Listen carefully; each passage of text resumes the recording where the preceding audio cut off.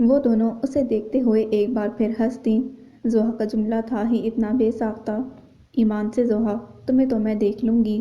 دانت پیستے اس نے بامشکل غصہ ضبط کیا۔ اچھا اب چلو نیچے، صبیحہ جا کر چائے بناؤ، تمہاری دادی جان کا حکم ہے۔ رضیہ بیگم نے جلدی سے اسے اپنی طرف متوجہ کر کے حکم نامہ جاری کیا۔ انداز میں مسکراہٹ تھی۔ میں؟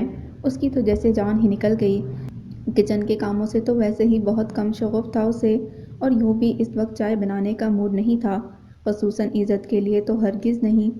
معلوم تھا اسے کہ اس کا اتنا ریکارڈ لگایا جائے گا، ایسے میں چائے قطعی اچھی نہیں بن سکتی تھی، لہٰذا بہتر تھا کہ یہ کام کسی اور سے کرایا جائے۔ ہاں تم؟ رضیہ چچی بجلت بولتے پلٹ گئیں اور پیچھے آنے کا اشارہ کیا تو اسے بادلِ ناخواستہ پیچھے آنا پڑا۔ یہی غنیمت تھا کہ کچن میں فوزیہ اور رومانہ چچی موجود تھیں۔ اسے دیکھتے ہی وہ دونوں بھی مسکرائیں۔ اس نے سوچا کہ وہ اس کی ہیلپ کریں گی، مگر ایسا ہونا ممکن نہیں تھا، وہ بھی سب کے ساتھ شریک تھیں۔ خدایا، اس نے بے بسی سے ان سب کو دیکھا۔ ہر بار سب کو وہی چھیڑتی، شوق فخروں شرعی جملوں سے ستاتی تھی، لہٰذا سب کا بہت حساب نکلتا تھا اس کی طرف۔ چلو بھئی جلدی کرو، اور ہاں صبیحہ چائے میں چینی مت ڈالنا۔ سمرا بھابھی بھی بڑے مسرور سے انداز میں کچن میں آئی تھیں۔ آتے ہی صبیحہ کو آرڈر دیا۔ کیوں؟ چینی کی بجائے کیا صرف صبیحہ کی انگلی گھمائی جائے گی چائے میں؟ فوزیہ نے بے حد سادگی سے بھابھی سے دریافت کیا تو وہ سب ہنس پڑے اور اپنی گد بنتی دیکھ وہ چھیپ گئی۔ ارے نہیں بھائی، وہ موصوف چائے میں چینی نہیں پیتے۔ بھابھی نے ہنسنے کے بعد اطلاع دی۔ تو پھر گڑ ڈال لو، مدت نے مشورہ دیا۔ زیادہ ڈالنا، کیونکہ جتنا گڑ ڈالو اتنا ہی میٹھا ہوتا ہے، رومانہ چچی نے بظاہر سنجیدگی سے کہا تھا۔ ایک زبردست کہکا پڑا۔ صبیحہ نے انہیں یوں ٹو بروٹس والی نظروں سے دیکھا۔ وہ مسکرائیں اور بولی، بیٹا جب یہ وقت آتا ہے تو سب چلتا ہے، اور نہیں تو کیا، میری باری میں کتنا ستایا تھا تم نے یاد نہیں؟ شکر کرو تمہاری جیسی کوئی نند نہیں تمہاری، سمرا بھابھی نے مزے سے یاد دلایا۔ اوہ بھابھی، ایک تو آپ کو کچھ بھولتا نہیں۔ وہ خجل سی ہو گئی۔ ویسے بھی یہ سچ تھا، سب اس کی جھنجھلاہٹ اور خفت کو انجوائے کر رہے تھے۔ ارے بھئی، چائے گلی یا نہیں؟ آذر نے اس لمحے اندر داخل ہوتے تنزیہ استفسار کیا۔ ابھی یہ طے کیا جا رہا ہے کہ چائے بنائی کیسی جائے۔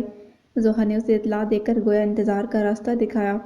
کیا مطلب؟ وہ بیچارہ شریف بندہ کیا آپ کے اس سلوک کا منتظر بیٹھا ہے؟ اس نے بھویں سکیڑ کر حاضرین کو غصے سے دیکھا۔ خیر منتظر تو وہ کسی اور کے ہیں، مگر افسوس اتنی جلدی تو یہاں دال گلنے والی نہیں۔ بھابھی نے معنی خیزی سے کہا تو وہ چپ چاپ چائے بنانے کے لیے کوکنگ رینج کے پاس چلی آئی۔ آج تو وہ سب رومانہ بیگم اور رضیہ بیگم کو بھی بھلائے اسے زج کرنے کے در پر تھے۔ اور یوں بھی دال میں ابھی کچھ کالا ہے، پہلے صاف کر لیں پھر پکائیں گے۔ فوزیہ کا اشارہ صبیحہ کے مسلسل انکار کی طرف تھا۔ آذر اس دو معنی گفتگو سے کچھ جھنجھلا گیا تھا، بیچارگی سے ماں کی طرف دیکھا۔ تم چلو بیٹا، چائے آ رہی ہے، ویسے بھی ابھی ساجد ریفریشمنٹ کا سامان نہیں لایا ہے۔ رومانہ بیگم نے اسے تسلی دے کر باہر کی راہ دکھائی۔ حالانکہ انہیں ریفریش کرنے کے لیے صبیحہ کا دیدار ہی کافی ہوگا، مدت زحا کے کان میں دھیرے سے بولی تھی، مگر آواز سمرا بھابھی اور فوزیہ کو بھی سنائی دے گئی۔ وہ سب یکدم ہنسنے لگیں تو اس نے مڑ کر تیکھے چتونوں سے انہیں گھورا اور دانت پیس کر رہ گئی، مگر ان چاروں کو مطلق پرواہ نہ تھی۔ ساجد جب تک لوٹا، رضیہ اور رومانہ بیگم ڈرائنگ روم میں دادی جان کے بلاوے پر جا چکی تھیں۔ جتنی دیر اس نے ٹرالی سجائی وہ سب اس کو چھیڑتی رہی۔ آج کام میں کوئی بھی اس کی ہیلپ نہیں کر رہا تھا۔ ساجد سے معلوم ہوا کہ ان کی بائک کہیں خراب ہو گئی تھی۔ عزت کا وہاں سے گزر ہوا تو بسد اسرار انہیں ڈراپ کرنے آ گیا تھا۔ ان سب نے بسد اسرار پر بڑی معنی خیزی سے اسے دیکھا تھا۔ وہ چھیپ کر رہ گئی۔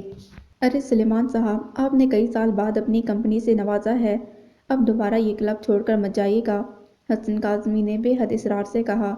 حسن کاظمی برسوں سے یہاں کے ممبر تھے۔ بہت عرصے پہلے جب سلیمان صاحب اور یاور علی خان صاحب کی دوستی اور کاروباری شراکت عروج پر تھی، ان دونوں نے بیک وقت یہاں کی ممبرشپ لی تھی۔ اس وقت بھی حسن کاظمی یہاں موجود تھے۔ ان سے کافی پرانی یاد لا رہی تھی۔ البتہ جب سلیمان صاحب کے یاور صاحب سے اختلافات ہوئے اور انہوں نے کاروبار علیحدہ کر لیا تو نئے سرے سے خود کو اسٹیبلش کرنے، اسکول بنانے اور اس کا سٹینڈرڈ بنانے کی تگ و دو میں سلیمان صاحب کو اتنا ہی وقت نہیں ملا کہ یہاں پر لوٹ آتے۔ تاہم اب نرمین کی خاطر وہ یاور صاحب کی طرف نئے رشتے کی بنیاد ڈالنے کے لیے ایک بار پھر ہاتھ بڑھانا چاہتے تھے، اور اس کام کے لیے کلب سب سے زیادہ موزوں تھا۔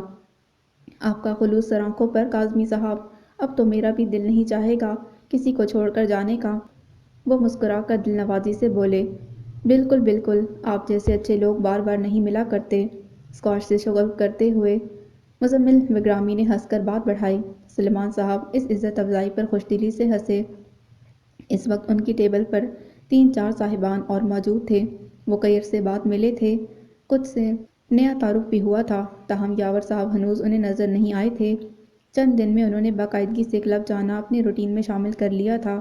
ایک آدھ بار مسکرا کر سامان کو بھی ساتھ چلنے کی آفر کی تو وہ جھیپ کر ادھر ادھر ہو گیا، مگر وہ نازاں تھا، مسرور تھا۔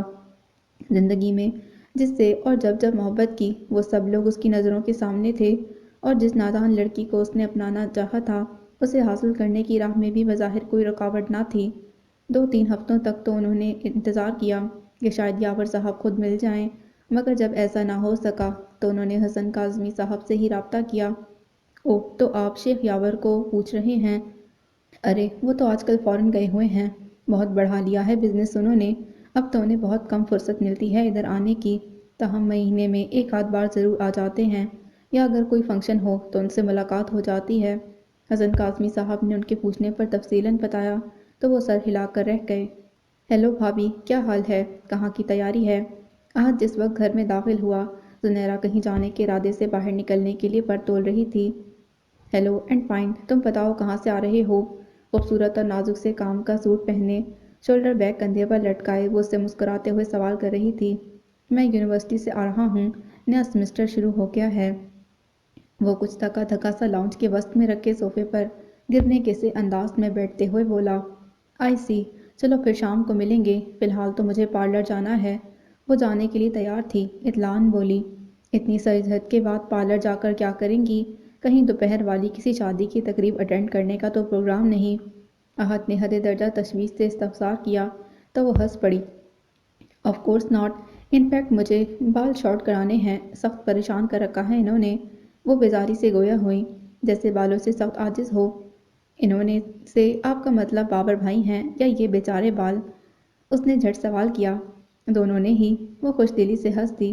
بابر کو بھی تو لمبے بال پسند نہیں، اور مجھے بھی عادت نہیں ہے، یہ تو بس شادی کے بعد ساڑیوں پر جوڑا بنانے کے شوق میں بڑھا لیے تھے، مگر اب میں بور ہو گئی ہوں، نیا سٹائل بنواؤں گی۔ زنیرہ خاصی دوستانہ مزاج کی قسم کی لڑکی تھی، مگر خیال رہے مشروم کٹ مت کرا لیجئے گا۔ اس نے جیسے دہائی دی، کیوں، کیا بہت برا لگتا ہے تمہیں؟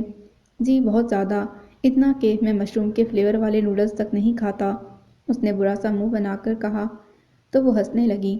کم آن احد، نوڈلز اور بالوں میں بہت فرق ہوتا ہے، اسی لیے تو مشروم کا نوڈلز میں ڈالے جانا زیادہ بہتر خیال کرتا ہوں۔ وہ پھر اسی انداز میں بولا تھا۔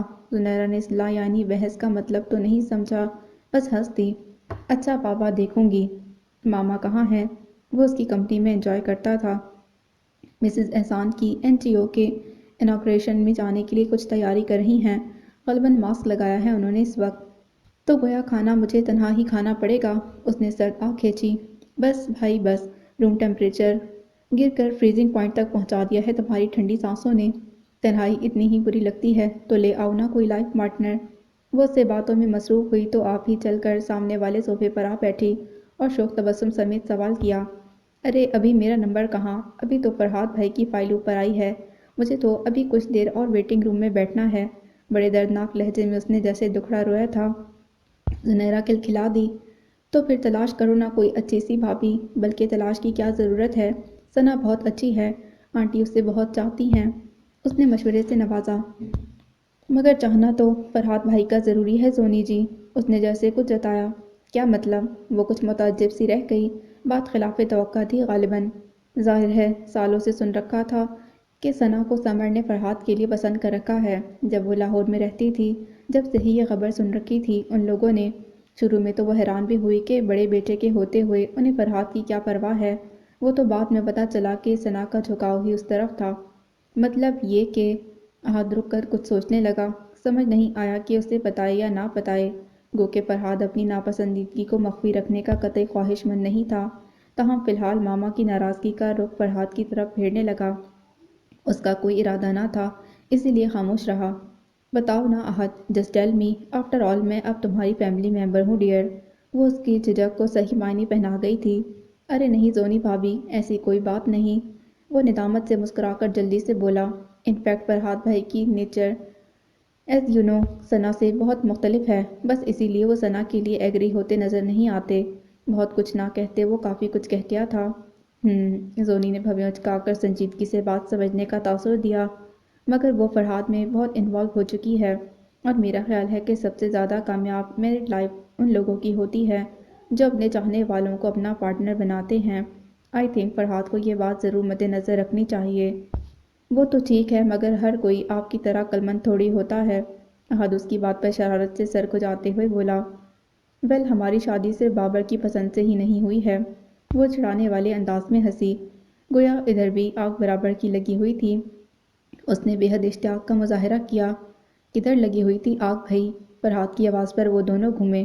زونی بھابھی کی طرف بابر بھائی نے لگوائی تھی۔ احد نے سادگی سے معلومات فراہم کی۔ چپ کرو تم، اپنی ہی ہانک کے جاتے ہو۔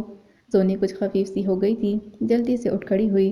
فرحاد بہت لیا دیا رہتا تھا، اسی لیے اس کے ساتھ بہت بے تکلفی نہیں تھی اس کی، بالخصوص اس طرح کا بے تکلف مذاق ان کے درمیان کبھی نہیں رہا تھا۔ ارے آپ کہاں چلیں بھابھی؟ بیٹھیے، مجھے دیکھتے ہی کھڑی کیوں ہو گئیں؟ فرحاد نے بات کو طول دینے کے بجائے اس کے ٹالنے کو نظر انداز کرتے فکرمندی سے استفسار کیا۔ کہیں نہیں، تم بیٹھو میں کھانا لگواتی ہوں، وہ مسکرا کر کہتے کچن کی طرف بڑھ گئی۔ خیریت بھائی، یہ آپ اتنی جلدی کیسے نازل ہو گئے؟ آفس نہیں گئے کیا؟ اب احد نے رخ روشن اس کی طرف پھیر کر استفہامیہ نگاہیں اس پر ٹکا دیں۔ آنکھوں میں شوخی اور کھوج بیک وقت تھی۔ وہ زیر لب مسکرایا، مگر بظاہر سنجیدہ نظروں سے اسے دیکھا۔ داجان کی طرف گیا تھا۔ اس کے ساتھ والے صوفے پر بیٹھتے اس نے ٹائی کی نوٹ ڈھیلی کی۔ اوہ آئی سی، معنی خیزی سے مسکراتے احد نے قصداً کھنکارا۔ صرف داجان تھے وہاں، فکر مت کرو، اس نے جیسے صفائی پیش کی۔ میں نے کب پوچھا آپ سے؟ وہ فوراً معصوم بن گیا۔ جیسے میں جانتا نہیں تمہیں، شکل پر لکھا تھا تمہاری۔ کیا واقعی؟ اس نے جلدی سے چہرے پر ہاتھ پھیرتے استفہامی نظروں سے اسے دیکھا۔ تو وہ باز آ جاؤ کہتا اٹھ گیا۔ زنیرہ کھانا لگوا کر ان کے ساتھ نہ دینے پر معذرت کرتی چلی گئی تو وہ دونوں ٹیبل پر آ بیٹھے۔ کمال ہے، آپ داجان کے گھر گئے اور بغیر کھائے پیے چلے آئے۔ جہاں تک میری معلومات ہے، داجان تو خاصے مہمان نواز شخص ہیں، پھر آپ کو کیوں نہیں پوچھا انہوں نے؟ پلیٹ میں ایگ فرائیڈ رائس نکالتے وہ شرارت سے کہہ رہا تھا، بس میرا موڈ نہیں ہو رہا تھا اس وقت کھانے کا، ویسے بھی میں کچھ سنجیدہ بات کرنے گیا تھا۔ فرحاد پرسوچ انداز میں کیرا کترتے ہوئے بولا تو احد نے قدرے تجدد سے اسے دیکھا، آنکھوں میں سوال تحریر تھا۔ کون سی سنجیدہ بات؟ وہ اس کی آنکھیں پڑھ کر بھی نظر انداز کر کے کھانے کی طرف متوجہ ہوا تو احد کو پوچھنا ہی پڑا، اب کھانے میں دل بھلا کیسے لگتا؟ وہ خاموش ہی رہا۔ کیا اپنی شادی اور سفینہ لاٹ سے متعلق کچھ کہنے گئے تھے آپ؟ ان کا قیاس درست تھا۔ مختصر جواب آیا۔ اوہ، تو گویا آپ عملاً کوئی قدم اٹھانا چاہتے ہیں، مگر بائی دا وے آپ کو اتنی جلدی کیا ہے؟ وہ ذرا کی ذرا سنجیدہ ہوا تھا، پھر شوخی پر آمادہ ہوتے ہوئے میز پر جھک آیا۔ داجان کی طبیعت آج کل ٹھیک نہیں، انہوں نے مجھے فون کر کے بلایا تھا، پچھلے دنوں میں ملا تھا ان سے اس سلسلے میں، کیونکہ ماما تو مجھے پاپا سے اس ٹاپک پر کوئی بات کرنے نہیں دے رہی، اسی لیے مجھے ادھر کا ہی رخ کرنا پڑا تھا۔ احد کی آنکھوں میں درد سوال کا وہ خود ہی جواب دیتے چلا گیا۔ احد نے گہری سانس بھری، ماما کے رویے کا اسے احساس تھا۔ کیا ہوا داجان کو؟ وہی ہارٹ ٹربل، آج کل ان کا بی پی بھی ہائی رہنے لگا ہے، ساتھ ہی ہارٹ بیٹ بھی سٹیبل نہیں ہے۔ اس نے پانی پیتے مختصر احوال سنایا۔ اوہ سو سیڈ، احد نے تعصب کیا۔ تمہارا فرض صرف رسمی اظہار تعصب سے ختم نہیں ہوتا احد، میں جب بھی جاتا ہوں وہ تمہیں اور بابر کو پوچھتے ہیں، کبھی مل آیا کرو ان سے، ساری زندگی کوئی کسی کے ساتھ نہیں رہتا، تمہاری ذرا سی توجہ ان کی سانسوں میں اضافہ کا سبب بن سکتی ہے، کسی قسم کی خدمت کا لالچ نہیں انہیں۔ احد کے افسوس کرنے پر وہ بے اختیار لہجے میں کہتا چلا گیا، نازیانہ انداز میں سنجیدگی تھی۔ بات درست تھی، احد نادم سا ہو کر سر جھکا گیا۔ میں شام کو سامان کے ساتھ ٹینس کورٹ جاؤں گا، اگر پاپا سے ملاقات ہو تو بتا دینا کہ داجان نے انہیں بلوایا ہے، کل یا پرسوں ان کے پاس چلے جائیں۔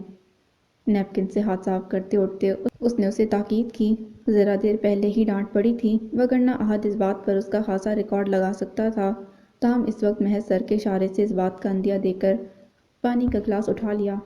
دیکھا تم نے نرمین، تمہارے ابھی کو ذرا احساس ذمہ داری نہیں، وہ ہفتے سے UK جا کر بیٹھ گئے ہیں، یہ نہیں کہ فون کر کے مجھے مطلع ہی کر دیں کہ کب آئیں گے، ہر رات میں فون سرہانے رکھ کر سوتی ہوں، مگر انہیں پرواہ نہیں۔ ٹی وی لاؤنج میں امی جی اس کے پاس آ کر بیٹھیں تو اپنا دکھڑا رویا، اس نے قدرے حیرت سے انہیں دیکھا، البتہ کہا کچھ نہیں، چپ چاپ جرنل چیک کرتی رہی۔ ابھی آپ کو سرپرائز دینے کا ارادہ رکھتے ہوں گے امی جی، غالباً اسی لیے واپسی کی تاریخ نہیں بتائی آپ کو، خیال رہے کسی بھی دن نازل ہو جائیں گے۔ آج سمیر کافی دنوں بعد شام میں گھر پر تھا۔ قدرے استہزائیہ انداز میں شوخی سے بولا۔ آبی کی غیر موجودگی میں اس کی روٹین کافی بدل جاتی تھی، آنے جانے کے اوقات کار بالخصوص تبدیل ہو جاتے۔ اکثر شام کو وہ آبی کے منع کرنے کے باوجود دوستوں میں نکل جاتا تھا، مگر آج کل گھر پر موجود رہتا۔ دے دیا انہوں نے مجھے سرپرائز، یاور اور مجھے سرپرائز دیں، ناممکن، اس شادی سے مجھے ملا ہی کیا ہے؟ امی جی یکدم تلخ ہو گئی تھیں، بیزاری سے گویا ہوئیں۔ خیر اس شادی نے 3 بچے تو دیے ہیں آپ کو، اور کیا خوب دیے ہیں۔ سمیر ایسے ہی بے تکی بات کرتا تھا۔ امی جی مسکرا رہی تھیں، اس کا موڈ بڑا خوشگوار تھا۔ میری آنکھوں کی ٹھنڈک ہو تم۔ سمیر ان کے پاس ہی کارپیٹ پر بیٹھا چینل بدل رہا تھا۔ امی جی نے نرمی سے اس کے بالوں میں انگلیاں پھیر کر محبت سے کہا تو اپنا کام کرتی نرمین رک کر استعجابیہ نظروں سے انہیں دیکھنے لگی۔ ان کا ممتا بھرا یہ روپ کتنا مختلف، اچھوتا اور حسین لگتا تھا۔ اگر تم لوگ نہ ہوتے تو شاید یاور کی تلخ نوائیاں سہنا میرے بس سے باہر ہو جاتا۔ مسکراتے مسکراتے اچانک ان کی آنکھیں نم ہو گئی تھیں۔ نرمین نے ان کا دکھ پوری طرح محسوس کیا اور آزردہ ہو گئی۔ ویسے امی جی سچ سچ بتائیے، کیا کبھی آبی اور آپ نے ویل انڈرسٹینڈنگ کے ساتھ وقت گزارا؟ جھجکتے اس نے دھیمے سروں میں اپنا سوال ان کے سامنے دہرایا تو زہرا بیگم کے چہرے پر کئی رنگ آ کر گزر گئے۔ کچھ دیر خاموشی چھائی رہی، پھر وہ قدرے سنبھل کر بولی، ہماری شادی جن حالات میں ہوئی ان کے باعث ہی تو ہم میں ذہنی ہم آہنگی نہیں ہو سکی تھی۔ اب پچھلی باتیں کیا کریدنا، وگرنہ سچ یہی ہے کہ آغاز ہی جب اچھا نہ ہو تو اختتام بھی بہتر نہیں ہو سکتا۔ ایک اچھی ابتدا ہی اچھی انتہا کو جنم دیتی ہے۔ ہماری زندگی شروع سے ہی کلیشز کا شکار رہی، اسی لیے اس کا انجام گاڈ نوز بیٹر کیا ہوگا۔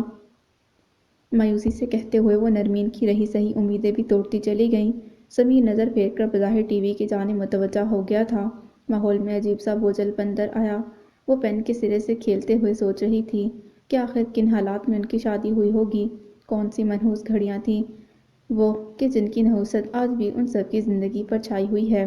سمیر نے بھی کوئی سوال نہیں کیا تھا، اور وہ بھی سوچوں کے تانے بانے بنتے ہوئے اپنے اندر مچلتے استفسار نظر انداز کرنے کی کوشش کر رہی تھی کہ شرمین کی تقلید میں ملازمہ چائے کی ٹرالی دھکیلتی چلی آئی۔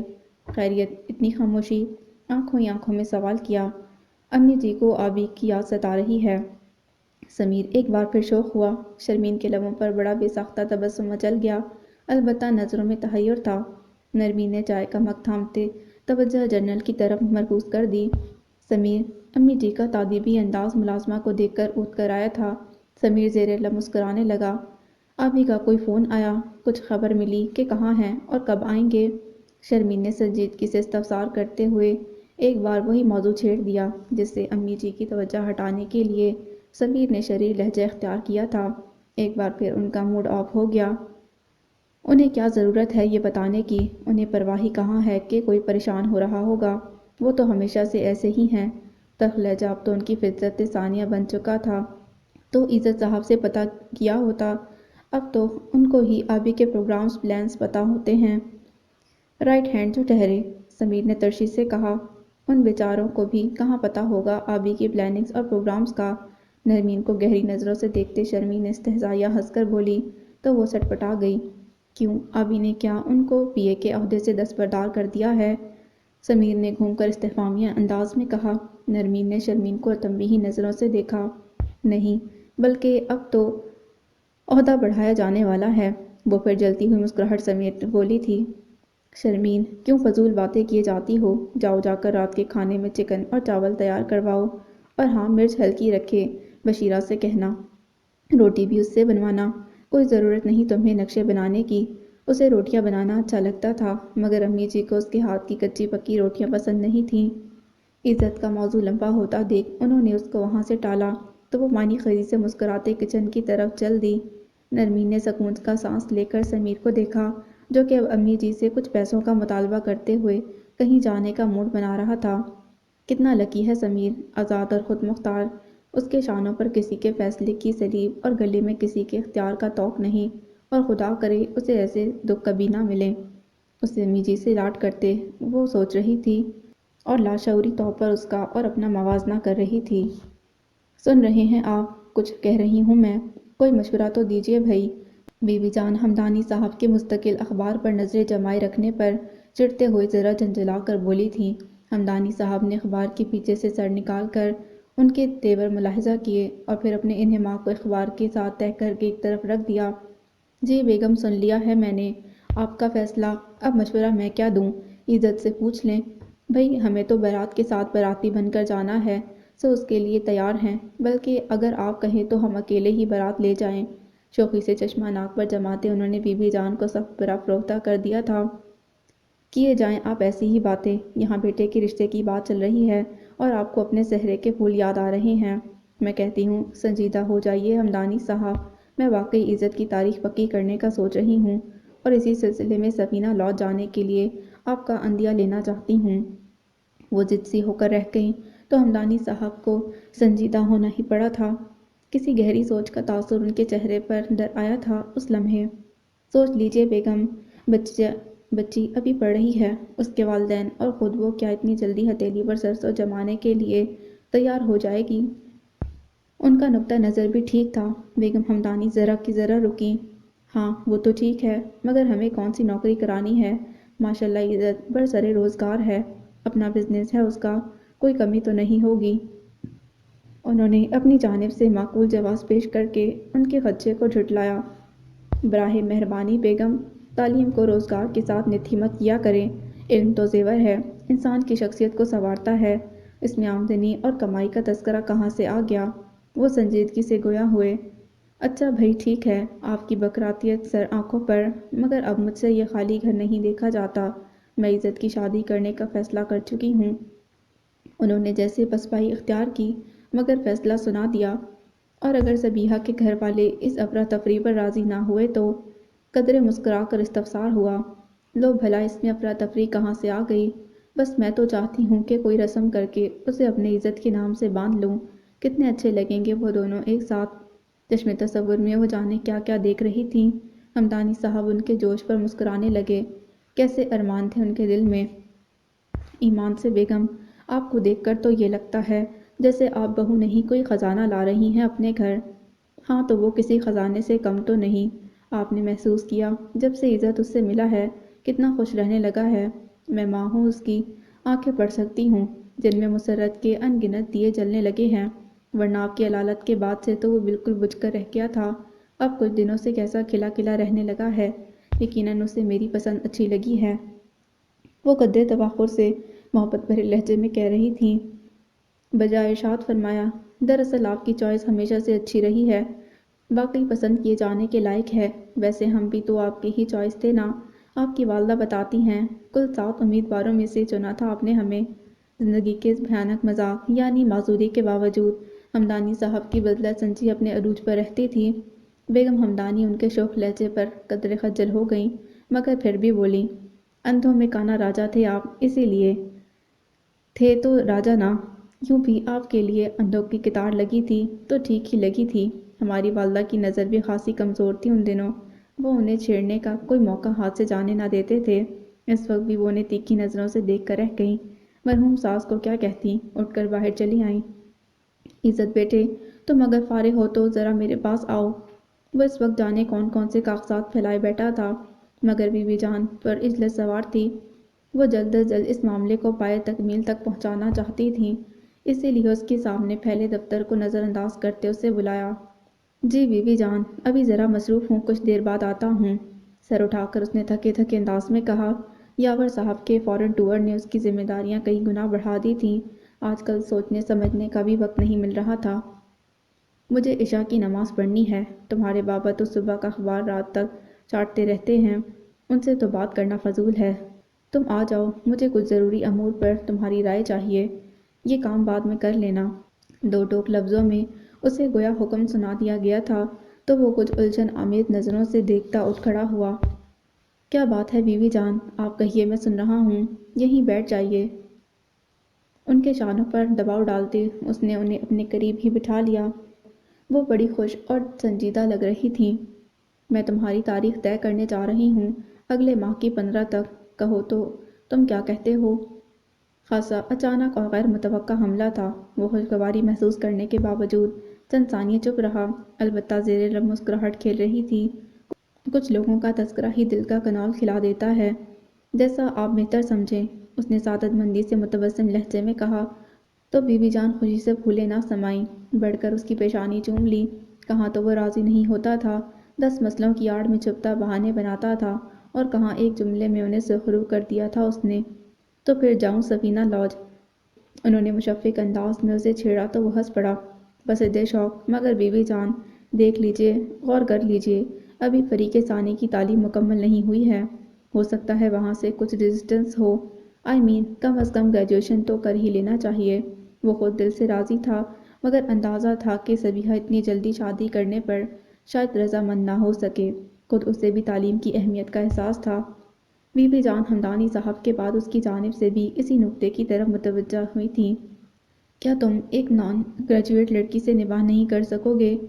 کچھ دیر توقف کے بعد انہوں نے سوال کیا تو اس کی گھنی مونچھوں تلے لب بے ساختہ مسکرا دیے۔ میں نے اپنی نہیں فریق ثانی کی بات کی ہے۔ اس نے اپنا دامن بچایا تھا۔ بی بی جان اندیہ سمجھ گئیں۔ اس کا نام سبیحہ ہے، کیا فریق ثانی کہہ کر پکارتے ہو اسے؟ اس کی چالاکی پر انہوں نے مسکراہٹ دبا کر قدرے تادیبی انداز اختیار کیا تو وہ سر جھکا کر مسکرانے لگا۔ بی بی جان فیصلہ کرتی ہوئی اٹھ کھڑی ہوئیں۔ چلو پھر ٹھیک ہے، تمہاری رضامندی تو مل گئی، میں بات کرتی ہوں، وہ لوگ راضی ہو گئے تو ٹھیک، وگرنہ میں نکاح کی تقریب رکھ رہی ہوں اگلے ہفتے کی۔ اوہ بی بی جان، آخر آپ کو اتنی جلدی کیوں ہو رہی ہے؟ میں کہیں بھاگا تو نہیں جا رہا جو زنجیریں ڈالنے کے در پر ہو رہی ہیں آپ؟ وہ بھی ان کے ساتھ کھڑے ہوتے ہوئے شوخی سے بولا تو وہ ہنس دیں۔ معلوم ہے مجھے کہ تم بھاگے نہیں جا رہے، مگر سانسوں کا کوئی بھروسہ نہیں، جانے کس وقت اپنی آمد و رفت روک دیں۔ بی بی جان، ایسی باتیں نہیں کریں، اس نے انہیں ٹوک دیا۔ ابھی تو آپ کو 100 سال جینا ہے۔ لاڈ سے ان کے گلے میں باہیں ڈال دیں۔ وہ اس کے اس انداز پر نہال ہو گئیں۔ ذمہ داری کے بوجھ تلے دب کر تو اس کا مزاج ہی تیکھا ہو گیا تھا، اب کیسا بدل گیا تھا وہ، یقیناً سبیحہ کی وجہ سے۔ کوئی 100 سال نہیں، ارے تم تو اپنے بیوی کے نخروں میں لگ جاؤ گے اور میں اکیلی رہ جاؤں گی، انہوں نے بھی اس کے انداز میں کہا۔ تو اس نے جھٹ کان پکڑ لیے۔ ارے ایسی ہی بات ہے تو میں باز آیا شادی سے، آپ کے اور بابا کے ساتھ ہی زندگی گزارنی ہے مجھے، اس نے جیسے توبہ کی۔ ہاں مگر یہ زندگی نہیں ہے بیٹا، زندگی کو جینے میں اور عمر بتانے میں فرق ہوتا ہے۔ اب تمہیں صحیح معنوں میں زندگی جینا ہے، خدا تمہیں خوشیوں کے دن دکھائے، سلامت رکھے، میرا کلیجہ اور آنکھیں ٹھنڈی رہیں، اور کیا چاہیے؟ ممتا سے بھرپور صدقہ اتارتی نظریں اس کا احاطہ کیے ہوئے تھیں۔ وہ تو ہے، اس نے خوشی سے سر کچاتے ہوئے انہیں دیکھ کر سعادت مندی سے کہا تو بی بی جان نظر بد سے بچانے کی خاطر چاروں کل کا ورد کر کے اس پر دم کر گئیں۔ اوہ تو گویا منزل قریب آ رہی ہے عزت ہمدانی، چلو یار شکر ہے۔ بزرگ حضرات بنا کہے ہی دل کی بات جان گئے، وگرنہ خود سے کہنے کی کوشش میں تو سال گزر جاتے۔ ہاتھوں کا تکیہ بنا کر کاؤچ پر دراز ہوتے ہوئے وہ خود سے مخاطب تھا۔ آنکھوں کی پتلیوں پر سبیحہ کا ہبلہ متحرک تھا، ریلنگ پر کوہنیوں کا بوجھ ڈالے شام کے دھندلکے میں گلابی کپڑوں میں ملبوس کچھ سوچتی کچھ حیران ہوتی سبیحہ اب تک حافظے کا حصہ بنی ہوئی تھی، اب کہ اس کے لب آپ ہی آپ کچھ گنگنانے لگے تھے۔ دل خوش ہو تو نغمے خود بخود چشموں کی مانند بہہ نکلتے ہیں، اور وہ اس وقت بہت خوش تھا۔ واپس آئیے محترمہ، احد اسما سے صرف بات کر رہا ہے، بلیو می اسما کا نکاح تک ہو چکا ہے، یعنی پریشان ہونے کی ضرورت نہیں۔ زارا کولڈ ڈرنک اٹھائے اس کے سر پر سوار ہوئی تھی، اسے کافی فاصلے پر موجود اسما اور احد کی خوش گپیاں کرتے دیکھنے محب پایا تو قریب آ کر چونکا دیا۔ فضول مت بولا کرو، شرمین نے گھسیا کر کہا اور اس کے ہاتھوں سے ڈرنک لیتے ہوئے نظر چرا لی، اور تم فضول حرکتیں کرتی رہا کرو، معلوم ہے انہیں ٹکٹکی باندھ کر دیکھتے ہوئے بالکل ایسی بچی لگ رہی تھی جس کا من پسند کھلونا کسی اور کے ہاتھ میں چلا گیا ہو۔ ہنستے ہوئے ڈرنک کا سپ لیتی زارا بے تکان بولے جا رہی تھی۔ شرمین اس کی مثال پر بے ساختہ ہنس پڑی۔ جی نہیں، ایسی کوئی بات نہیں، میں تو بس یوں ہی دور سے احد کی نظر اتار رہی تھی، یہی نا؟ اس کی بات کاٹ کر زارا نے لقمہ دیا تو وہ خوشمگی نظروں سے اسے دیکھنے لگی۔ اسی اثناء میں احد بھی ان کی طرف چلا آیا تھا، ہاتھ میں بڑی سی البم تھی، یقیناً بابر کی شادی کی تصویریں تھیں اس میں۔ ہیلو لیڈیز، کیا حال ہے؟ وہ ان کے نزدیک آتے ہوئے خوش دلی سے بولا تو وہ دونوں مسکرا کر اسے خوش آمدید کہتی نظروں سے دیکھنے لگیں۔ बैठिए। वो खड़ा उनकी दावत का मुंतज़िर था तो शर्मीन ने धीमे सुरों में कहा। उससे इस एक लफ्ज़ पर बहुत हैरत से अहद ने उसे देखा था, मगर कुछ कहा नहीं। वो खज्जल हो गई। भई अब तो बैठ ही जाओ अहद। देखो तो शर्मीन ने ऑफ़र की थी आज तुम्हें। यकीनन it's a great day for you. Zaara हंस रही थी, जनरल वगैरह हटा कर रुमाल से घास पर पड़े सूखे पत्ते हटाते हुए मज़े से बोली तो जहाँ शर्मीन झेपी वहीं अहद हंस पड़ा। Well said, I am really honoured. ये क्या है? शादी की तस्वीरें हैं, देखो। एल्बम उनके दरमियान रखकर वो ज़ारा की तफ्तीश पर एक एक का तारुफ कराता जा रहा था। ज़ारा बार बार शर्मीन की बेदहानी पर उसे आंखों ही आंखों में मानीखेज इशारे कर रही थी और वो तुम कभी नहीं सुधरोगी वाले अंदाज में सर को नफ़ी में जंबिश देकर रह जाती। अहद बिलखसूस शर्मीन को मुखातिब कर रहा था, मुस्कुराता शोखी से उसे पजल करने की कोशिश करता। अहद अली शर्मीन को ज़िंदगी से बेहद करीब लगा। ये जोहा है, तुम्हारी कज़न। जोहा की तस्वीर आने पर ज़ारा ने चिप्स कुतरते हुए पूछा। वो मुस्कुराते हुए इस बात में बोला था, फरहाद की खातिर बड़ी मुश्किल से ये तस्वीर खींची थी उसने, वरना वो तो सबीहा के पीछे छुपी जा रही थी। उसे फरहाद की चॉइस बेहद अच्छी लगी। एन उसकी फितरत के मुताबिक थी वो। और होने वाली भाभी भी। ज़ारा ने सरसरी से अंदाज में जैसे इंकशाफ किया। तुम्हें कैसे मालूम? वो हैरान हुए बगैर न रह सका। शर्मीन भी अचंभे से उसकी तरफ मुतवज्जा थी। तुम्हारे भाई और उनकी मसूफ़ा के चेहरे के तासुरात से।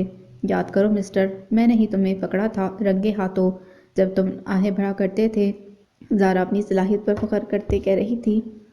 इतना तजुर्बा? वो मुतारिफ हुए, मरऊब होकर बोला। जी जनाब, वो चहकी। शर्मीन हंसने लगी। अहद ने नज़र फेर कर यकदम उसे देखा। फिर कुछ फेस रीडिंग का इस्तेमाल इधर भी करो दोस्त, और मुझे भी बताओ कि दरिया के दूसरी जानिब किसी बस्ती के आसार नज़र आ रही हैं या नहीं। गहरी कहती सुनती जज्बों से पुर आंखें शर्मीन को बुरी तरह डिस्टर्ब कर गई। इतना वाज़े इजहार और वो भी बेताबी भरा। संजीदगी के साथ वारफ्तगी थी लहजे में। ज़ारा उसके इस्तफसार पर कहका लगाकर हंस पड़ी। बुजुर्ग कह गए भाई, जिधर जा उधर राह। कोल्ड ड्रिंक ख़त्म करते हुए उसने हाथ झाड़कर फ़लसफ़ा बयान किया। ज़ारा। शर्मीन की तंबीही आवाज़ पर वो यूं ही हंसती रही और अहद मुस्कुराता रहा। उन लोगों में हंसी मजाक चल रहा था कि दूर से मुतलाशी नज़रें इधर उधर भटकाती सबीहा को देखकर वो कुछ हैरान रह गया। अरे ये तो सबीहा हैं, ये साइंस फैकल्टी में कहाँ से आ गई? सोचते हुए वो उठ खड़ा हुआ था। अपने दराज कद के बायस वो जल्द ही सबीहा की नज़रों की गिरफ्त में आ गया था। वो तो तेज़ कदमों से चलती उन सब के पास आ रुकी। खुशदिली से ज़ारा और शर्मीन से मुसाफा किया। उनसे पहले भी मुलाकात हो गई थी, इसीलिए तारुफ की ज़रूरत नहीं पड़ी। फिर जल्दी से अहद की तरफ मुतवज्जा हुई। हाल अहवाल के बाद बोली, फरहाद भाई का फ़ोन ख़राब है शायद। मैं कब से ट्राई कर रही थी। प्लीज़ उनसे कहना कल मैं दाजान की तरफ जा रही हूँ, वो भी आ जाएं। उस दिन के बाद से फरहाद ने फ़ोन ही नहीं किया। उसके दिल में बहुत पशेमानी थी। उस रोज़ वो कितना गुस्सा हो गई थी। बाय द वे, सिर्फ आप ही आ रही हैं या शीनी साहिबा का भी इरादा है? शोखी से सवाल हुआ था। वो खुशदिली से हंस पड़ी।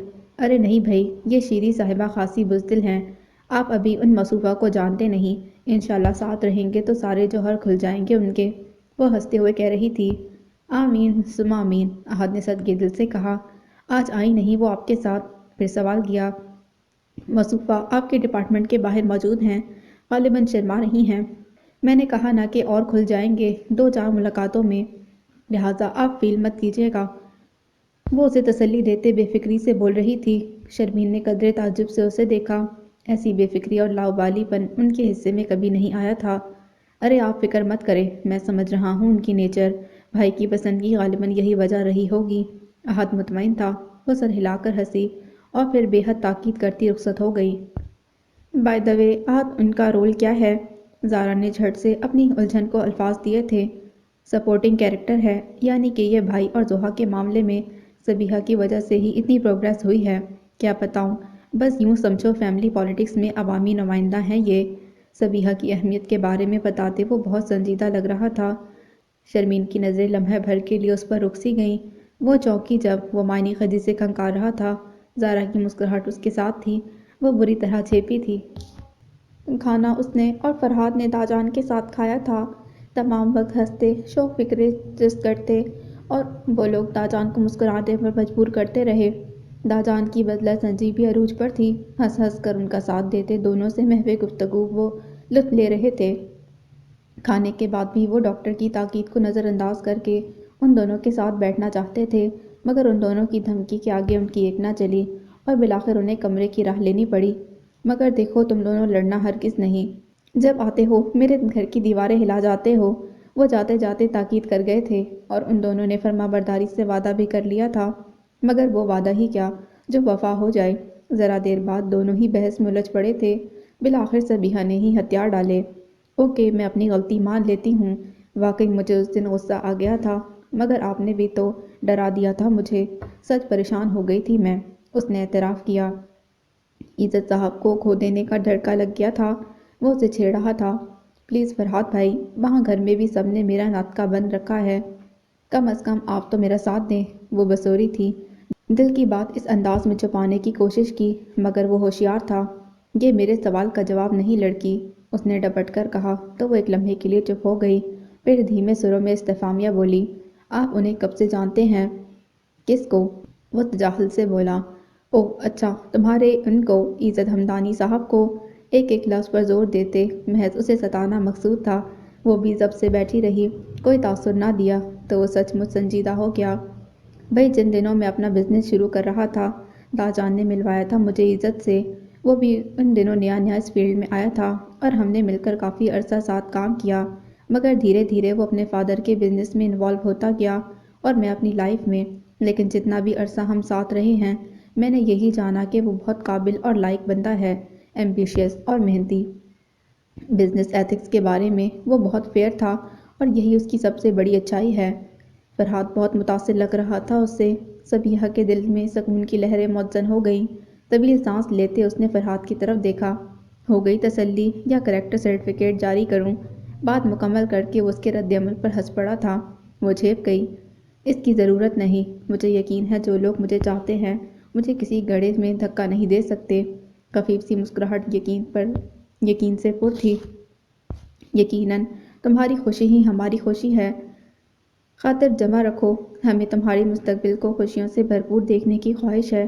اس کے سر پر ہلکی سی چپت لگاتے ہوئے وہ بہت خلوص اور محبت سے بولا تھا۔ جانے کیوں سبیحہ کی پلکیں اس محبت پر یکدم بھیگ گئی تھیں۔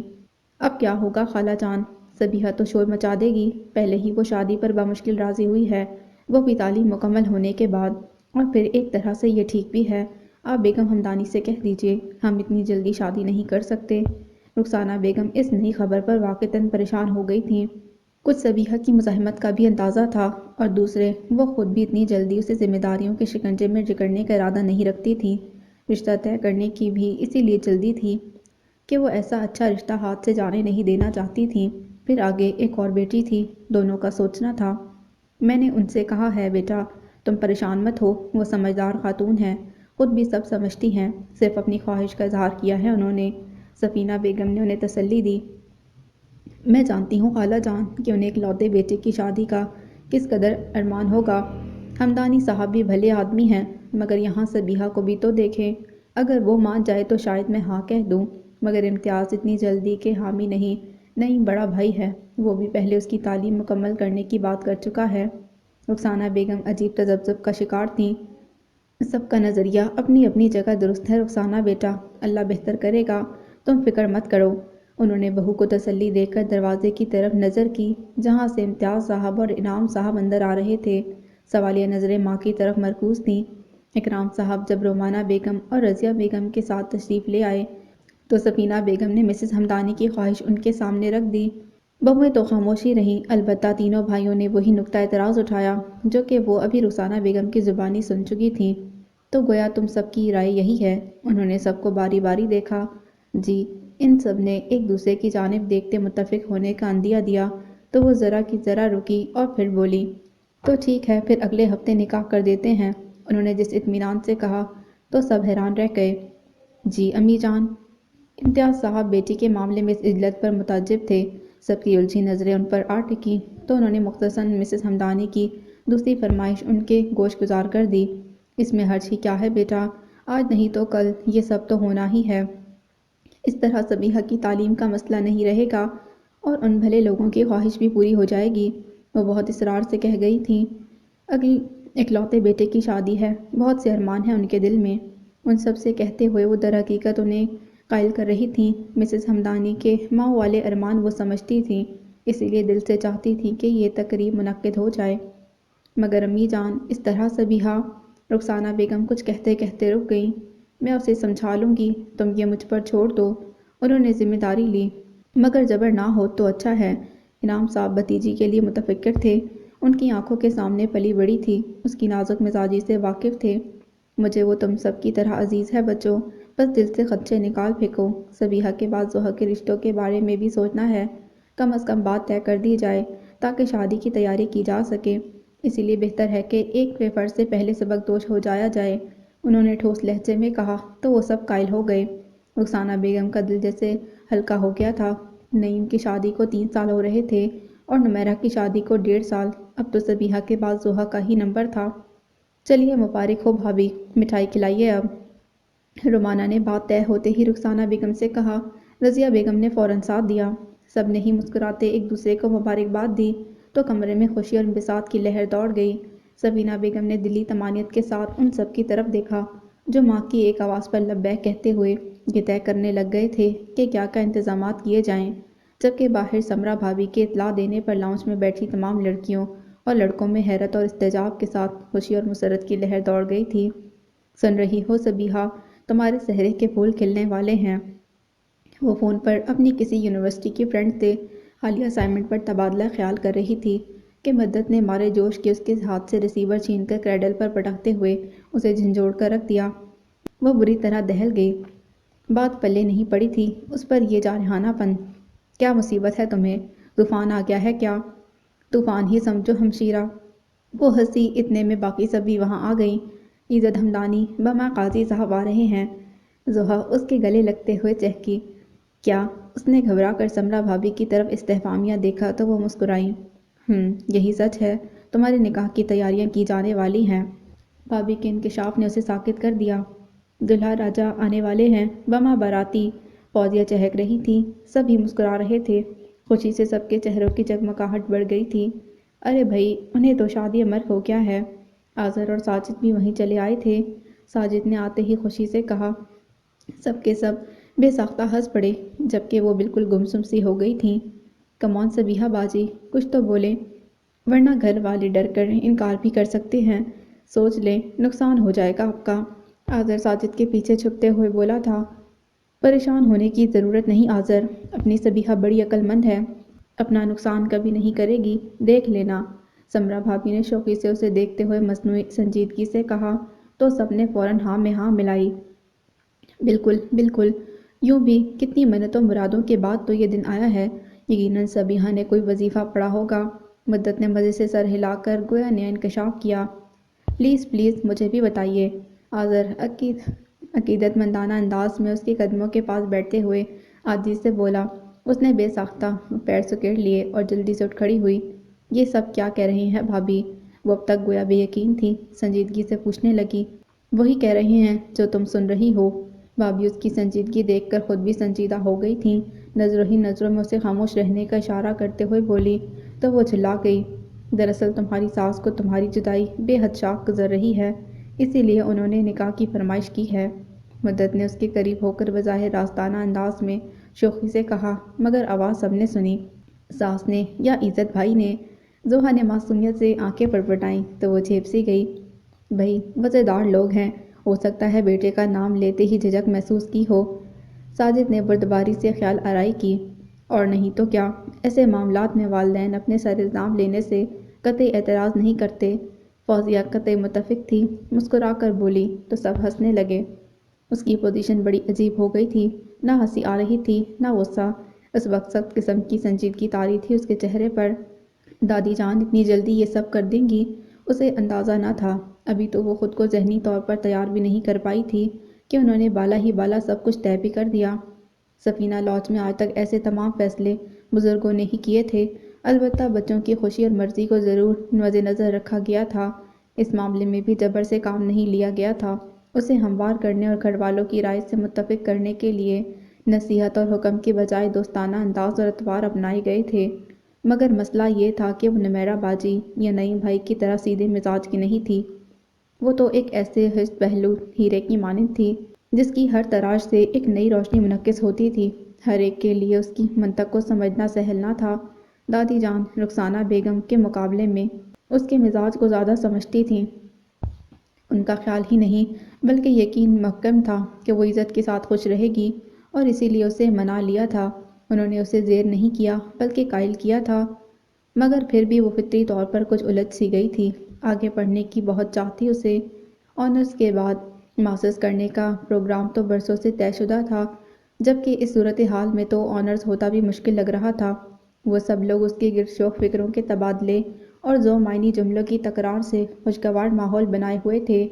بھابھی نے اسے نظروں ہی نظروں میں سمجھا دیا تھا کہ اس وقت کچھ نہیں کہنا، لہٰذا وہ دل مار کر چپ ہو بیٹھی تھی۔ زوہا اس کی رگ رگ سے واقف تھی، اسی لیے زیادہ تر خاموشی سے اس کا مطالعہ کرتی رہی۔ البتہ مدت فوزیہ کی خوشی اور ساجد اور آزر کی مسرت دیکھنے کے لائق تھی۔ بزرگ افراد بھی ابھی تک اندر صلح مشورے میں لگے ہوئے تھے، لہٰذا ینگ جنریشن نے اچھا خاصا شور مچایا ہوا تھا۔ جس لمحے نعیم بھائی لاؤنج میں داخل ہوئے، آزر اور ساجد باقاعدہ بھنگڑا ڈال رہے تھے۔ خیریت بھائی، کس کی ڈولی جا رہی ہے آج؟ ٹائی کی نوٹ ڈھیلی کرتے ہوئے ہاتھ میں پکڑا بریف کیس نیچے کارپٹ پر رکھتے وہ حیرت اور مسرت کے ملے جلے تاثرات کے ساتھ سامنے آ کھڑے ہوئے تھے۔ آپ خود بوجھیے، بھابھی نے ہنستے ہوئے گویا ان کا امتحان لیا۔ نعیم بھائی نے ایک نظر سب کے چہروں پر ڈالی۔ سب سے زیادہ سنجیدہ اور پرسوچ آنکھیں صبیحہ کی تھیں، چہرے پر ابھی تک گویا حیرت ڈیرے ڈالے ہوئے تھی۔ یہ میں کیا سن رہا ہوں صبیحہ؟ وہ بے ساختہ اس کے سر پر ہاتھ رکھتے اسے پوچھ بیٹھے تو وہ جو اتنی دیر سے خود پر ضبط کی کھڑی تھی، بے ساختہ بھائی کے سینے پر سر رکھ کر سسکنے لگی۔ ارے ارے، سبھی اس انتہائی غیر متوقع رد عمل پر بوکھلا سے گئے تھے۔ کیا مسئلہ ہے سمرا؟ صبیحہ کو کیا ہوا؟ نعیم بھائی لاڈلی بہن کے آنسوؤں پر یکدم برگشتہ نظر آنے لگے تھے۔ اس کے گھنے بالوں والے سر کو تھپکتے گویا اسے ریلیکس ہونے کا اشارہ دیا جا رہا تھا۔ جی، وہ دراصل دادی جان نے اگلے ہفتے صبیحہ کا نکاح طے کر دیا ہے۔ سمرانند کے چہکو پہکو رونے اور شوہر کے کڑے تیوروں سے چٹپٹا کر بولی تھی۔ آزر اور ساجد تو سیکنڈوں میں سنجیدہ صورتحال دیکھ کر گھسک لیے۔ فوزیہ اور زوہا نے بھی کچن کا رخ کرنا مناسب سمجھا، البتہ مدت بھائی اور بھابھی کے پاس کھڑی سخت نظروں سے اس سے گھور رہی تھی، جس کی بے وقت گریہ نے سارا ماحول ڈسٹرب کر دیا تھا۔ اگلے ہفتے؟ مگر اتنی جلدی کیا تھی اس کام کی؟ دادی جان کا حکم اور معاملے کی نوعیت جان کر وہ کچھ دھیمے پڑ گئے۔ زیر لب بڑبڑاتے ہوئے اسے دیکھا جو ان کے کندھے سے لگی سو کر رہی تھی۔ میرے لیے ایک کپ چائے لے آؤ سمرا، اور مدت تم ذرا دوڑ کر صبیحہ کے لیے پانی لاؤ۔ ان دونوں کو وہاں سے دوڑا کر اسے اپنے پاس بٹھاتے نعیم سخت الجھی نظروں سے اسے دیکھ رہے تھے۔ وہ بہت مضبوط تھی، بچپن میں بھی اسے رونے بسوڑنے کی عادت نہیں تھی۔ چوٹ لگ جاتی تو بھی بڑی ہمت سے برداشت کر لیتی تھی۔ سوائے آزادی رائے کے اسے کسی معاملے میں خواہ اپنے یا دوسروں کے لیے لڑتے جھگڑتے نہیں دیکھا تھا۔ مگر آج جب کہ خوشی کا موقع تھا، اس کے یوں آنسو بہانے کی وجہ سوائے نامنظوری کے اور کچھ نہیں ہو سکتی تھی۔ مدت اس استثناء میں پانی کا گلاس اسے دے کر جا چکی تھی۔ اس کے جانے کے بعد نعیم بھائی نے دھیمی آواز میں پکارا، جی بھائی۔ اس نے خود کو سنبھال لیا تھا، مگر ساتھ ہی یہ فکر بھی دامن گیر ہو گئی کہ اب نعیم بھائی کو کیا جواب دے گی جن کی تفتیش کا آغاز ہونے والا تھا۔ اپنی حماقت مہنگی پڑی تھی اسے۔ چند ثانیے نعیم چپ بیٹھے غالباً موزوں الفاظ ترتیب دے رہے تھے۔ اس نے سہمی نظریں اٹھا کر انہیں دیکھا تو وہ اسے ہی دیکھ رہے تھے۔ کیا تمہیں اس رشتے سے انکار تھا صبیحہ؟ وہ اس کی نظر جھکانے پر اچانک پوچھ بیٹھے تو وہ سٹپٹا گئی۔ گوئم مشکل، وگرنہ گوئم مشکل۔ خواہ مخواہ رو کر فساد کھڑا کیا۔ خود کو کوستے ہوئے اب وہ بھی مناسب الفاظ کی تلاش میں غلطاں ہو چکی تھی۔ اگر ایسی ہی بات تھی تو تمہیں یہ سب پہلے کہنا تھا بیٹا۔ نعیم بھائی کی شفقت اور نرم خوئی کا ایسا مظاہرہ پہلے کم ہی دیکھنے میں آیا تھا، مگر جب سے اس کے لیے رشتوں کی آمد و رفت گھر میں بڑھی، وہ اس سے خصوصی التفات کا اظہار کرنے لگے تھے۔ اگر تمہیں اعتراض ہے تو میں تمہارے ساتھ ہوں۔ اس کی خاموشی پر وہ اس کی ہمت بڑھاتے ہوئے بولے تو اس نے قدرے گھبرا کر انہیں دیکھا۔ اس کی ذرا سی بے وقوفی کس گٹھرے میں لے آئی تھی اسے۔ اگر انکار کرتی تو یقیناً نعیم بھائی امی اور پاپا سے الجھ جاتے، ایسے میں دادی جان کی پوزیشن بھی خراب ہو سکتی تھی۔ وہ انفیکٹ بھائی، متذبذب سی انگلیاں مسلتی وہ نعیم بھائی کو مزید الجھن میں ڈال گئی۔ کہو، میں سن رہا ہوں۔ کیا تمہیں یہ پرپوزل ناپسند ہے؟ نہیں، آواز بہت دھیمی تھی۔ تو پھر؟ اس کے نفی میں گردن ہلانے پر نعیم بھائی کا لہجہ حیرت سے بھرپور تھا۔ یہ سب کچھ اتنا جلدی؟ میں ماسٹرز کرنا چاہتی ہوں۔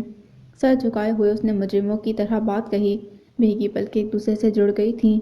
اوہ! وہ اس کی بات سن کر جیسے پرسکون ہو گئے اور اس کا سر تھپک کر کہنے لگے، تو گڑیا تمہیں ماسٹرز کرنے سے کون روک رہا ہے؟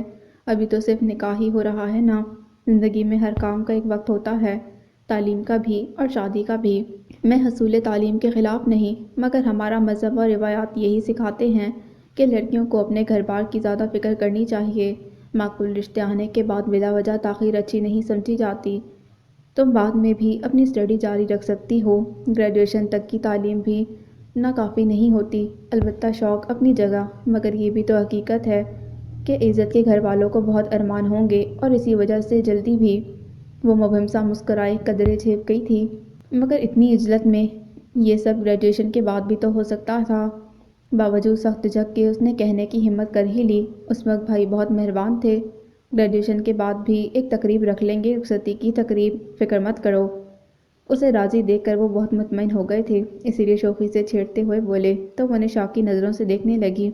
اچھا بابا، گریجویشن کے بعد نہ سہی، پوسٹ گریجویشن کے بعد سہی۔ اب کہ وہ اس کے روٹھنے پر ہنستے ہوئے بولے تو وہ بے چینی سے انہیں دیکھنے لگی۔ آپ سب کو راضی کر لیں گے؟ اس نے بجلت سب کو پر زور دیتے استفہامی نظریں ان پر ٹکائیں تو وہ یقیناً کہتے ہوئے ہنس پڑے، اور وہ جانتی تھی کہ نئی بھائی کا یقیناً بہت مضبوط اور حتمی ہوتا ہے۔ بے تحاشا خوشی پر وہ ہنستی ہوئی ان کے کندھے سے لگ گئی تھی، اور اسی لمحے وہ سب لوگ جو دروازوں سے جھانک رہے تھے لاؤنج میں مبارک سلامت کا شور مچاتے اچھلتے کودتے چلے آئے تو وہ نہ چاہتے ہوئے بھی صرف ہو گئی۔ دادی جان، بقیہ تمام بزرگ حضرات جس لمحے لاؤنج میں آئے وہ سب اس کی اچھی خاصی درگت بنا چکے تھے۔ بڑوں کو دیکھ کر زبان کو تو لگام دے دی گئی تھی، مگر آنکھوں کے اشاروں سے اسے خوب خوب چھیڑا جا رہا تھا۔ دادی جان نے اسے پاس بلا کر شفقت سے سینے سے لگایا تو وہ صحیح معنوں میں شرما دی اور موقع ملتے ہی اپنے کمرے کی راہ لی۔ اوہو بھائی، آپ تو واقعی مجنوں بن گئے ہیں۔ مجھے معلوم نہیں تھا کہ 19ویں صدی کا ایک عدد رومانوی ہیرو ہمارے گھر بھی رہتا ہے۔ رات کے کھانے کے بعد وہ اور سیفی واک پر نکلے ہوئے تھے۔ حسب معمول سیفی کی زبان کینچی کی رفتار کو بھی مات دے رہی تھی، جبکہ سامان محض مسکرا کر بظاہر اسے سن رہا تھا، حقیقتاً تو ذہن کی پرواز کہیں اور تھی۔ سیفی نے جانے کیا سوال کیا، وہ قطعاً سن نہ سکا، تو سیفی بری طرح چڑھ کر بولا، کیا مطلب؟ اس کی آنکھیں اس تبصرے پر حیرت سے پھیل گئیں۔ مطلب یہ کہ پہلے مجھے واقعی اندازہ نہیں تھا کہ آپ نرمین باجی میں اس قدر سنجیدگی سے انوالو ہو گئے ہیں۔ اس کی دی ہوئی آزادی کا فائدہ اٹھاتے ہوئے سیفی بے تکلفی سے بولا تو وہ مسکراہٹ ضبط نہ کر سکا۔ بھئی، اب یہ اندازہ کس طرح ہوا آپ کو؟ آپ کی کنڈیشن کو دیکھتے ہوئے میں نے خود جج کر لیا ہے کہ آپ واقعی سیریس ہیں۔ کتنی دیر سے میں باتیں کیے جا رہا ہوں اور آپ ہیں کہ بالکل گمسم بنے ہوئے ہیں۔ اس وقت میں اور آپ ایک ساتھ واک کر رہے ہیں، مگر گزشتہ 30 منٹ سے ہمارے درمیان ڈائیلاگ کی بجائے مونولاگ چل رہا ہے۔ سیفی سنجیدگی سے اس کا تجزیہ کرتے خفگی سے کہہ رہا تھا۔ سامان ہنس کر چپ ہو گیا۔ کیا کہتا؟ کچھ غلط تو نہیں کہا تھا سیفی نے؟ ویسے بھائی، اب ہوگا کیا؟ بابا تو اب تک یاور انکل کو دریافت نہیں کر سکے، نرمین باجی کو اس گھر تک کیسے لائیں گے؟ اسے پاپا کی صلاحیتوں پر شبہ ہو گیا تھا۔ تم فکر مت کرو، سب ٹھیک ہو جائے گا۔ یاور انکل آج کل پاکستان سے باہر ہیں، اسی لیے یہ مسئلہ پینڈنگ ہو گیا ہے، مگر جو ہی وہ آئیں گے ماما ان سے ڈائریکٹ بات کرنے کا سوچ رہی ہیں۔ مطلب یہ کہ پاپا کی پلاننگ لانگ ٹرم لگ رہی ہے، جبکہ ماما مزید اس معاملے کو ڈیلے کرنے کے حق میں نہیں ہیں۔ وہ بہت نرمی سے گویا اسے تسلی دے رہا تھا۔ صرف ماما یا آپ بھی؟ سیفی نے خوشی سے آنکھیں گھمائیں۔ دو عظیم دماغ ہمیشہ ایک طرح سوچتے ہیں۔ اس کے سر پر ہلکی سی چپت لگا کر اس نے چالاکی سے کہا تو سیفی کہکا مار کر ہنس پڑا۔ اس دوران وہ گھر تک پہنچ چکے تھے۔ وہ بھی مسکراتا ہوا اندر چلا آیا۔ تو جب سارے مسئلے تقریباً حل ہو ہی چکے ہیں، پھر اب کی ٹینشن کی وجہ؟ لان چیئر پر بیٹھتے سیفی نے سلسلہ کلام وہیں سے جوڑا جہاں سے شروع کیا تھا۔ کس نے کہا کہ میں ٹینس ہوں؟ اس نے بے فکری کے سے انداز میں شانے جھٹکتے ہوئے خود کو یکدم فریش ظاہر کیا۔ کسے کہنا چاہیے؟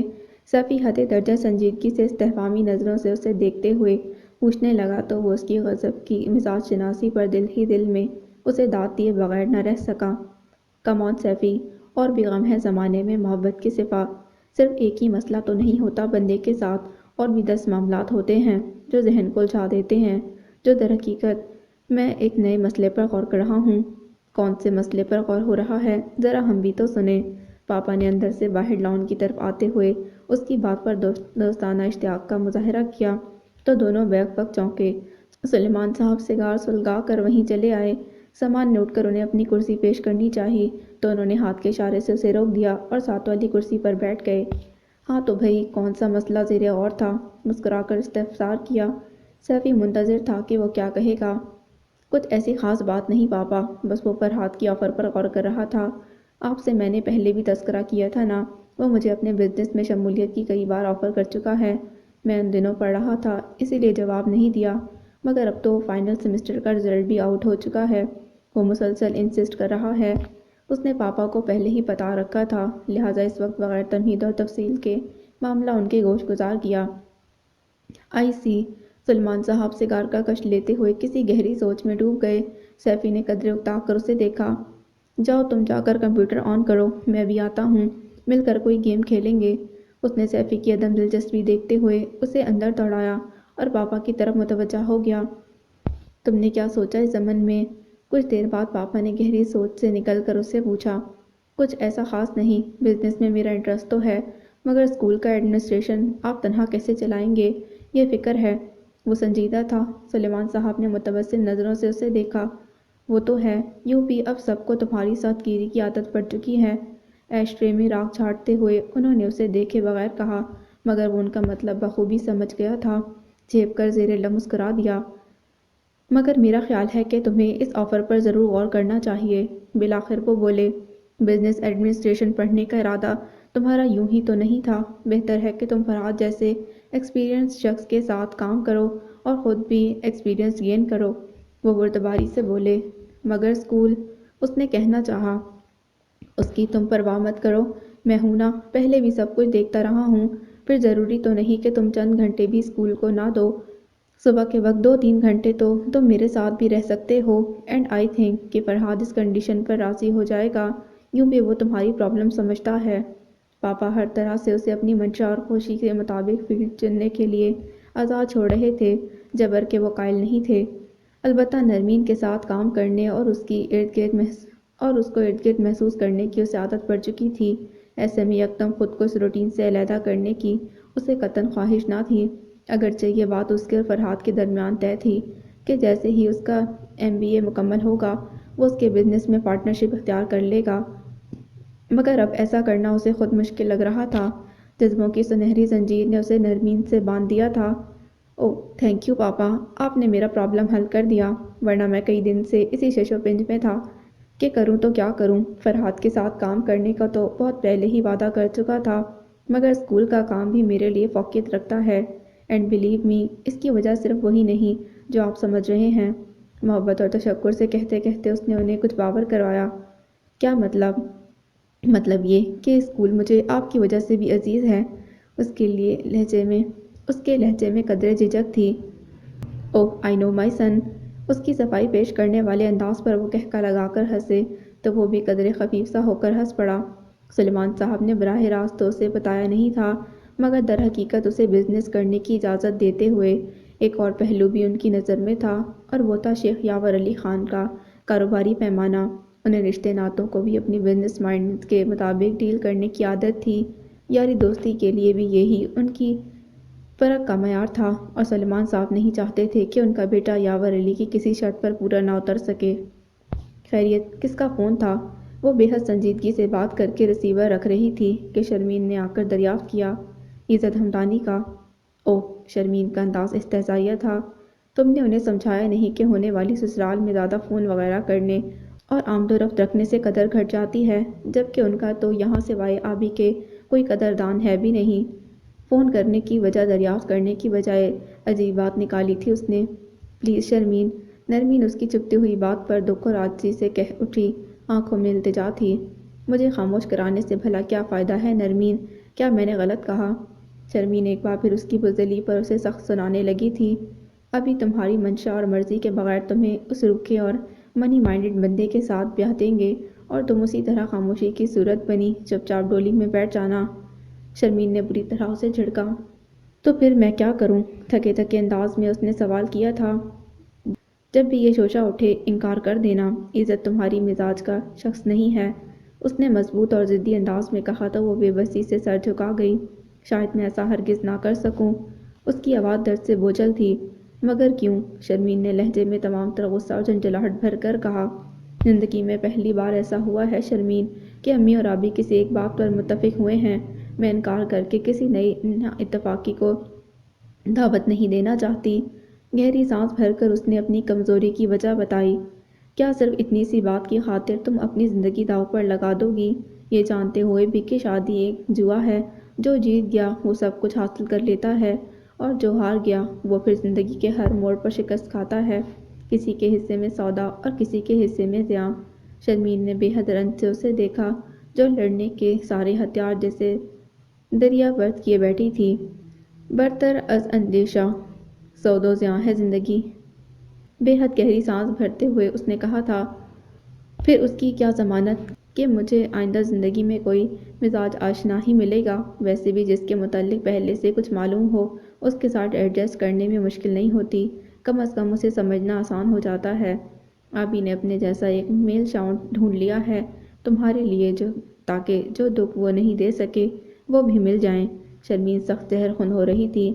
ہو سکتا ہے ازالہ ہو جائے، اس نے مہم سی امید کا اظہار کیا۔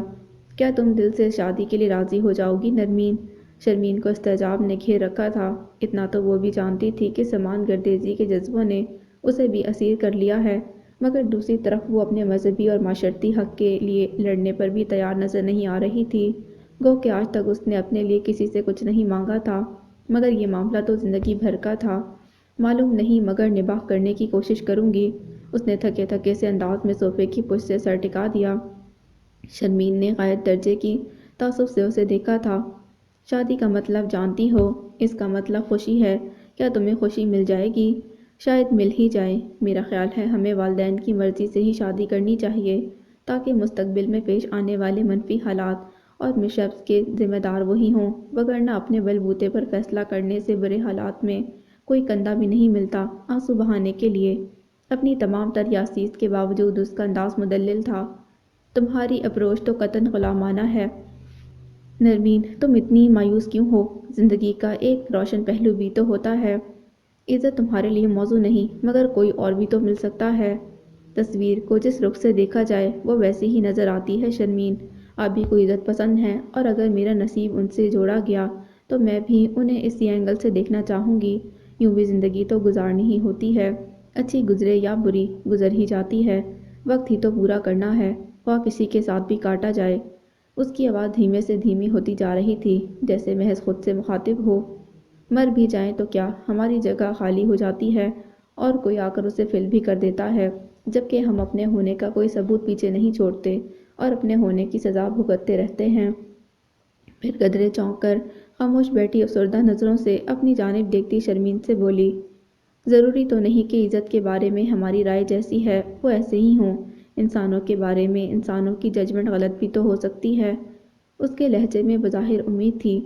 شرمین کو ہمیشہ کی طرح اس بار بھی اس کی بزدلی پر تاؤ آ گیا، مگر یہ محض خود ساختہ جواز ہیں، نرے الفاظ جو سننے میں تو بھلے لگتے ہیں مگر حقیقت نہیں بدل سکتے۔